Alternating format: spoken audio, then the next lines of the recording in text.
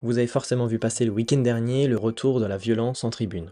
À Montpellier d'abord pour contester les résultats décevants de leur équipe, à Paris ensuite avec de nombreuses insultes reprises par une grande partie du stade à l'encontre d'Adrien Rabiot ayant rejoint le club rival l'OM. Depuis le retour en tribune post-Covid, nous avons assisté à une recrudescence des violences en tribune et aux abords des stades. Mais les clubs ont-ils une responsabilité là-dedans? Au stade, on peut dire il y a trois types de supporters. Le spectateur simple qui profite du spectacle et soutient légèrement son équipe avec quelques chants. Ensuite, il y a les ultras. Ce sont eux qui créent les banderoles, les chants et qui animent surtout la vie des supporters en tribune. Puis il y a le retour du hooliganisme. Ces groupes sont très marqués politiquement, contrairement aux ultras qui, eux, se proclament apolitiques. Il y a 2 ans déjà, le média Street Press avait cartographié les groupes hooligans afin de les identifier et de savoir à quel club ils étaient affiliés.